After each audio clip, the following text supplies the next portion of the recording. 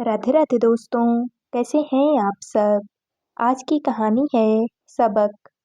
अनुराग के मोहल्ले में एक नई महिला वैशाली किराए पर रहने के लिए आई हुई थी, जिसके बारे में मोहल्ले के हर व्यक्ति को जानने की बहुत उत्सुकता थी। वैशाली अकेली थी, उसके घर में उसके अतिरिक्त और कोई भी नहीं दिखता था और वह भी ज़्यादातर अपने घर के अंदर ही रहती थी। गाहे-बगाहे कुछ ज़रूरी सामान लेने के लिए ही बाहर निकलती थी, नहीं तो पूरा वक़्त वह अपने घर के अंदर ही रहती थी। मोहल्ले के खोजी लोगों ने किसी तरह से पता लगा लिया था कि वह एक तलाकशुदा महिला है और फिलहाल अकेली ही है। अभी कुछ दिन पहले ही उसका तलाक हुआ है और वह अपना शहर छोड़कर इस नए शहर में आकर बस गई है। एक छोटे से शहर में महानगरों की भीड़-भाड़ से दूर वह शांति की ज़िंदगी जीना चाहती थी। एक छोटे शहर के एक छोटे से मोहल्ले में इस तरह की एक महिला जो कि पूरी तरह से अकेली है, लोगों के लिए उत्सुकता का विषय बन जाती है। अनुराग भी उसके घर के ठीक सामने वाले घर में रहता था और उसकी नज़र भी काफ़ी दिनों से वैशाली पर थी। अनुराग के परिवार में उसके माता-पिता, पत्नी सुधा और बच्चे थे। एक सामान्य-सा मध्यम वर्गीय परिवार था, जिसमें एकमात्र अनुराग ही पढ़ा-लिखा था। बाकी सब कुछ खास पढ़े-लिखे नहीं थे।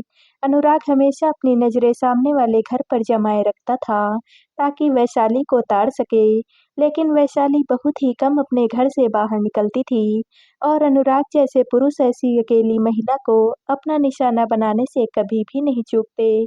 एक दिन अनुराग को वैशाली से बात करने का मौका मिल ही गया। अनुराग और सुधा राशन लेने के लिए राशन की दुकान पर गए थे और बगल की दुकान से वैशाली दूध के पैकेट खरीद रही थी।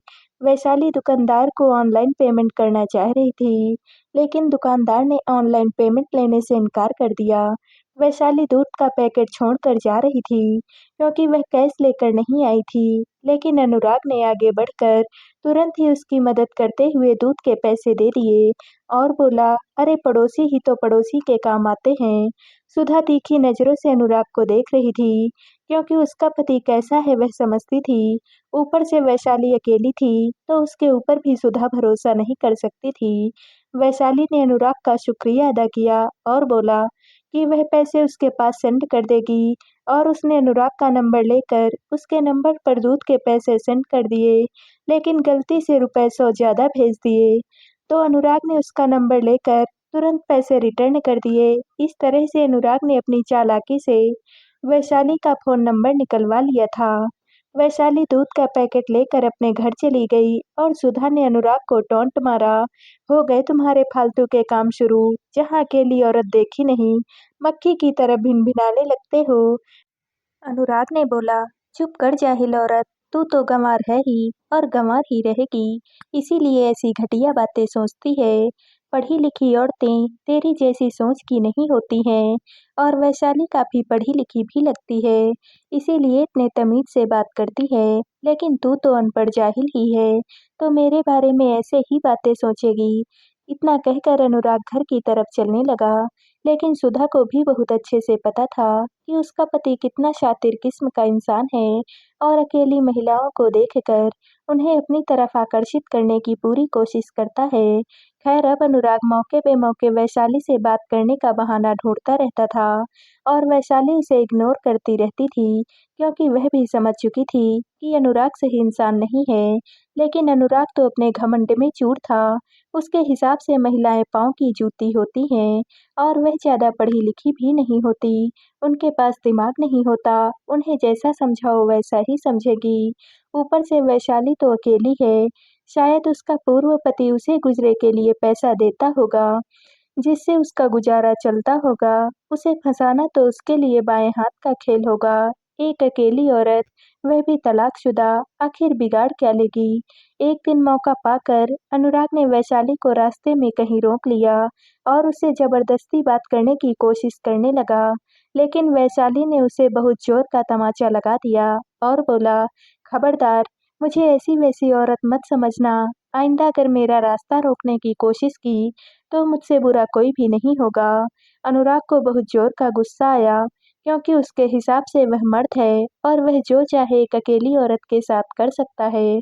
उसने वैशाली को सीधे-सीधे धमकी दी, "चुपचाप मेरी बात मान लो और मेरे साथ मज़े लो, तुम्हारी ज़िंदगी बदल जाएगी। वैसे भी तुम तो अकेली ही हो, तो तुम्हारा क्या ही बिगड़ेगा?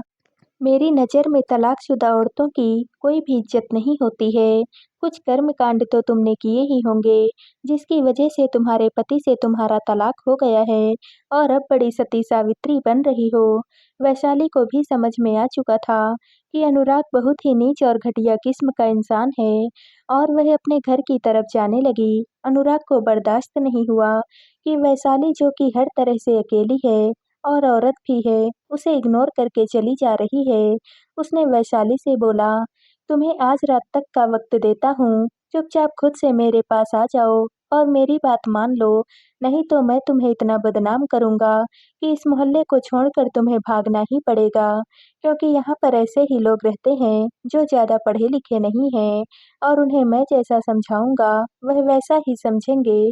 तुम्हें शायद पता भी नहीं है, मैं एक प्रोफ़ेशनल एडिटर हूँ और मैं एडिटिंग करके क्या-क्या चीज़ बना सकता हूँ और दिखा सकता हूँ, यह तुम सोच भी नहीं सकती हो। साथ ही लोगों को साबित भी कर सकता हूँ। मैं यहाँ पर जिसे जो भी बोलूँगा और जो भी कहूँगा, लोग उसे ही सच मानेंगे, क्योंकि यहाँ मैं अंधों में काना राजा हूँ।" वैशाली चुपचाप अपने घर की तरफ चली गई। उसे अंदाज़ा भी नहीं था कि वह ऐसे मोहल्ले में आकर रह रही है, जहाँ पर अनुराग जैसे घटिया किस्म के लोग भी रहते हैं। उसने मन ही मन सोच लिया था कि जल्द से जल्द वह इस मोहल्ले को छोड़कर कहीं और शिफ्ट हो जाएगी।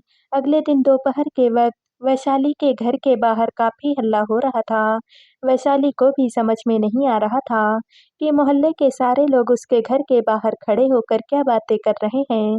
उसने खिड़की से पर्दा हटाकर थोड़ा-सा झाँका तो देखा, अनुराग सबको अपने मोबाइल में कुछ-कुछ दिखा रहा है और बोल रहा है, "देखो, यह औरत कितनी घटिया है। एक दिन गलती से मेरा नंबर इसके पास चला गया और देखो, यह कैसे-कैसे फ़ोटो मुझे भेजती है और मुझे मैसेज करती है। खुद तो अपने पति से तलाक लेकर के बैठी है और यहाँ पर दूसरे के पति को फँसाने की कोशिश कर रही है।" अनुराग कई तरह के फ़ोटो और मैसेज उन लोगों को दिखा रहा था, जिसमें वैशाली अनुराग को फँसाने की कोशिश कर रही थी और उसे तरह-तरह के लुभावने मैसेज भेज रही थी और अनुराग बार-बार अपनी तरफ से वैशाली को मना कर रहा था। मोहल्ले के सारे लोग अनुराग के दिखाए गए उस फ़ोटो और मैसेज पर विश्वास कर रहे थे कि वैशाली ने सच में अनुराग को ये सारे मैसेजेज़ किए हैं और वह एक चरित्रहीन महिला है। सुधा ज़ोर-ज़ोर से चिल्ला रही थी, "अपने पति से तो तलाक ले ही लिया और अब मोहल्ले में आकर दूसरे के पतियों को फँसाने का काम कर रही है।" मोहल्ले की बाकी औरतें भी चिल्ला रही थी, "इस औरत को हम अपने मोहल्ले में नहीं रहने देंगे। आज एक के पीछे डोरे डाले हैं, कल सबके पतियों पर डोरे डालेगी।" वैशाली भी समझ गई थी कि अनुराग ने अपना खेल खेल दिया है और सबको अपनी बातों में फँसा लिया है। वैशाली पर्दे के पीछे से यह सब कुछ देख रही थी और अनुराग ने वैशाली को देख लिया और कुटिल सी मुस्कान मुस्कुरा रहा था। वैशाली के घर के बाहर काफ़ी हंगामा हो रहा था। मोहल्ले वाले बोल रहे थे, "मकान मालिक को बुलवाओ, इस औरत से तुरंत मकान खाली करवाओ, यह इस मोहल्ले में नहीं रह सकती।" अनुराग अपनी जीत पर खुश हो रहा था और उसे महसूस हो रहा था कि कोई अकेली औरत उसे मना नहीं कर सकती, नहीं तो वह उन्हें कहीं का नहीं छोड़ेगा। अनुराग इस घमंड में था कि वह कुछ भी कर सकता है, लेकिन तभी पुलिस की गाड़ी सायरन बजाते हुए वहाँ आई। पुलिस को देखकर सारे मोहल्ले वाले हैरान हो गए। पुलिस की गाड़ी की आवाज़ सुनकर वैशाली ने अपना दरवाज़ा खोला। वैशाली के बाहर निकलते ही मोहल्ले वाले एक बार फिर से ज़ोर-ज़ोर से चिल्लाने लगे, "यह औरत हमारे मोहल्ले को गंदा कर रही है और हमारे मोहल्ले के पुरुषों को गंदे-गंदे मैसेज और फ़ोटो भेज रही है, ताकि यह उन्हें फँसा सके।" पुलिस वाले ने सबको शांत किया और बोला, "क्या बात है? शांति से बताओ।" फिर वैशाली की तरफ मुड़कर बोला, "मैडम, आपने हमें कॉल किया था, क्या परेशानी है?" वैशाली ने बोला, "हाँ सर, मैंने ही आपको कॉल किया था। मैं इस मोहल्ले में किराए के घर में रहती हूँ और यह व्यक्ति मुझे परेशान कर रहा है। झूठे चैट्स दिखाकर मुझे मोहल्ले में बदनाम कर रहा है।" सब लोग ज़ोर-ज़ोर से चिल्लाने लगे कि यह औरत झूठ बोल रही है। इसने अनुराग को गंदे-गंदे मैसेज किए हैं और अब बड़ी सती सावित्री बन रही है। पुलिस वाले ने अनुराग से बोला, मोबाइल दिखाओ। अनुराग भी समझ चुका था। मोहल्ले वालों को तो उसने उल्लू बना दिया, पर पुलिस वालों को कैसे उल्लू बनाएगा? वह तो 1 मिनट में उसका खेल समझ जाएगी। अनुराग ने सपने में भी नहीं सोचा था कि वैशाली पुलिस को बुला लेगी। अनुराग का खेल अब उल्टा पड़ने लगा था। पुलिस वाले ने अनुराग का मोबाइल ले लिया और जो भी चैट उसने मोहल्ले वालों को दिखाया था, उसे चेक किया तो उन्हें समझ में आ गया वह सारे एडिटिंग करके बनाए गए हैं और ऐसी कोई भी मैसेज वैशाली ने अनुराग को नहीं किया है। पुलिस वाले ने एक जोरदार थप्पड़ अनुराग को लगाया और बोला, शर्म नहीं आती? जोड़-जोड़ करके गलत फोटो और मैसेज बनाकर एक औरत को बदनाम करते हो। और मोहल्ले वालों से बोला, यह सारे नकली चैट हैं, जो कि उसने खुद बनाया है एडिटिंग करके और आप लोग बिना सोचे समझे एक अकेली औरत के घर के बाहर आकर हंगामा कर रहे हैं। शर्म आनी चाहिए आप लोगों को। तब तक वैशाली पुलिस वाले के पास आई और बोली, सर इसकी हिम्मत इतनी बढ़ गई है कि इसने या तो फेक चैट तो लोगों को दिखाकर मेरी बदनामी की ही है, साथ ही साथ ये अभी कुछ देर पहले मेरे घर के बाहर खड़े-खड़े भी मुझे धमकी भरे मैसेज भेज रहा था। यह देखिए, इतना कहकर वैशाली ने अपना चैट दिखा दिया, जिसमें अनुराग की तरफ से करीब 15 मिनट पहले मैसेज आया हुआ था। तुमने मेरी बात नहीं मानी ना, अब देखो उसका अंजाम क्या हुआ। अभी भी वक्त है तुम्हारे पास, मेरी बात मान लो और मेरे पास आ जाओ, नहीं तो तुम्हारा वह हाल करूँगा कि तुम सपने में भी नहीं सोच सकती। मोहल्ले वाले और मेरे परिवार वाले वही मानेंगे और वही देखेंगे, जो मैं इन्हें बताऊँगा और दिखाऊँगा, क्योंकि इन्हें समझ में ही नहीं आएगा कि सबूत सच्चे हैं या झूठे। पुलिस वाले ने जब यह चैट देखी, जो कि वैशाली के फ़ोन में अनुराग के फ़ोन से भेजी गई थी, तो एक और जोरदार थप्पड़ अनुराग को लगाया और बोला, तुम्हारी इतनी हिम्मत कि अभी भी इसे धमकी भरे मैसेज कर रहे हो। अनुराग हैरान हो गया था, क्योंकि उसने कोई भी मैसेज वैशाली को नहीं किया था और उसने बोला, नहीं सर, यह झूठ बोल रही है, मैंने इसे कोई भी मैसेज नहीं किया है। पुलिस वाले ने वैशाली का फ़ोन अनुराग को दिखाया और बोला, यह तुम्हारा ही नंबर है ना? और इसकी टाइमिंग देखो, अभी 15 मिनट पहले की ही है। शर्म नहीं आती झूठ बोलते हुए? अनुराग ने फिर से बोला, नहीं सर, ऐसा कैसे हो सकता है? मैंने इसे कोई भी मैसेज नहीं किया। पुलिस वाले ने अनुराग का फ़ोन लिया और उसके मैसेज चेक किए, जिसमें अनुराग की तरफ से वैशाली को मैसेज भेजे गए थे, करीब-करीब 15 मिनट पहले। अनुराग अपने ही फ़ोन में वैशाली को भेजे गए मैसेज देखकर हैरान हो गया और उसे कुछ भी समझ में नहीं आ रहा था। उधर सुधा भी अनुराग को खा जाने वाली नज़रों से घूर रही थी और अनुराग के माँ-बाप अलग ही चिल्ला रहे थे कि इस लड़के ने तो मोहल्ले में हमारी इज्जत की धज्जियां ही उड़ा दी हैं। पुलिस वाले ने वैशाली से बोला, मैडम बोलिए तो इसे लेकर जाते हैं, 2 दिन थाने में रहेगा, अच्छे से इसका स्वागत करेंगे, अकल ठिकाने आ जाएगी इसकी। लेकिन सुधा वैशाली के हाथ पांव जोड़ने लगी और बोली कि वह अनुराग को माफ कर दे, वह ऐसी गलती दोबारा नहीं करेगा। वैशाली को भी सुधा के ऊपर तरस आ गया, क्योंकि उसे पता था कि यह सब कुछ अनुराग का किया धरा है और कोई भी इसमें शामिल नहीं है। वैशाली ने पुलिस वाले से बोला, अगर यह सारे मोहल्ले के सामने मुझसे माफी मांग कर अपनी गलती स्वीकार कर लेता है, तो मैं इसके खिलाफ कोई भी केस नहीं करूंगी। अनुराग ने माफी मांगने में ही अपनी भलाई समझी और वैशाली से सबके सामने हाथ जोड़कर माफी मांगी। लेकिन उसे भी अभी भी समझ में नहीं आ रहा था कि उसके मोबाइल से वैशाली के पास मैसेज कैसे गए, जो कि उसने किया ही नहीं था। बहुत घमंड था अनुराग को अपने ऊपर कि वह अंधों में काना राजा है, लेकिन आज उसे खुद समझ में नहीं आ रहा था कि उसके साथ यह सब कुछ क्या हो रहा है। थोड़ी देर के बाद जब सब लोग अपने-अपने घर चले गए, रात को अनुराग अपना मोबाइल देख रहा था कि वैशाली के फ़ोन से उसके पास मैसेज आया। क्यों? खुद को बहुत पढ़ा-लिखा समझते हो? क्या बोला था तुमने? I am a professional editor. तुम्हारे एडिटिंग को मैंने 2 मिनट में साबित कर दिया ना, औकात दिखा दी ना तुम्हारी। अब तुम सुनो, तुम्हें क्या लगता है मैं घर पर रहती हूँ और अपने पति के दिए हुए पैसों से अपना गुजारा चलाती हूँ? जी नहीं, I am a professional hacker और मैं अपनी कंपनी के लिए घर से ही वर्क फ्रॉम होम करती हूँ। मैं दुनिया के किसी भी कोने से किसी का भी कंप्यूटर और फ़ोन हैक कर सकती हूँ। कुछ समझ में आया।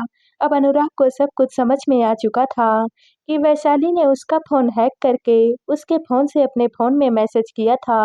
अनुराग को सपने में भी नहीं पता था कि वैशाली इतनी पढ़ी-लिखी तेज़-तर्रार लड़की होगी और एक प्रोफेशनल हैकर होगी। अनुराग ने अपनी पत्नी को जगाया और बोला, "देखो, मैं बोल रहा था ना, मैंने कोई भी मैसेज नहीं किए हैं। देखो, उस वैशाली ने मेरा फ़ोन हैक किया था और मेरे ही फ़ोन से अपने फ़ोन में खुद मैसेज किया था। यह देखो।" इतना कहकर अनुराग ने अपना चैट उसे दिखाया, लेकिन वहाँ पर कुछ भी नहीं था, वह बिल्कुल क्लीन था। सुधा ने बोला, "पागल हो गए हो क्या? खुद को सही साबित करने के लिए रात भर बक-बक करो।" अनुराग ने बोला, "मुझे पता था कि वह डिलीट कर देगी, लेकिन मैंने तुरंत इसका स्क्रीनशॉट भी ले लिया था। रुको, मैं तुम्हें अपने फ़ोन की गैलरी में दिखाता हूँ, उसने मुझे क्या मैसेज भेजा है।" इतना कहकर अनुराग ने अपने फ़ोन की गैलरी खोली, लेकिन उसके फ़ोन की गैलरी में कोई भी स्क्रीनशॉट नहीं था, सिर्फ़ एक फ़ोटो थी, जिसमें उसके चेहरे से मिलता-जुलता एक कार्टून बनाकर लिखा हुआ था, "मैं इस दुनिया का सबसे बड़ा मूर्ख प्राणी हूँ, जो कि औरतों को कमज़ोर समझता है, लेकिन एक औरत ने मुझे मेरी औकात दिखा दी।" और उसके साथ एक हँसने वाला इमोजी लगा हुआ था। अनुराग को भी समझ में आ चुका था कि उसका पूरा डिवाइस वैशाली ने हैक कर रखा है और उसकी गैलरी से भी उसने स्क्रीनशॉट डिलीट कर दिया है। सुधा ने अनुराग को गुस्से में जोर से दूसरी तरफ धकेल दिया और वह सो गई और बोला कि अपने साथ-साथ पूरे घर की भी बेइज्जती कराते रहते हो, अपने कुकर्मों की वजह से। अभी भी वक्त है, सुधर जाओ, नहीं तो किसी दिन ना घर के रहोगे ना ही घाट के। अनुराग को भी समझ में आ चुका था कि औरतें कमज़ोर और अबला नहीं है और वह अंधों में काना राजा नहीं है। वैशाली ने भी तय कर लिया था कि जल्द से जल्द वह इस मोहल्ले को छोड़कर कहीं और शिफ्ट हो जाएगी, क्योंकि इस नए शहर में उसने बिना जाँच-पड़ताल किए ही इस मोहल्ले में घर ले लिया था, जो कि उसे भारी पड़ गया था। तो दोस्तों, आप सबको ये कहानी कैसी लगी? कमेंट करके ज़रूर बताइएगा और वीडियो को लाइक व शेयर कीजिएगा।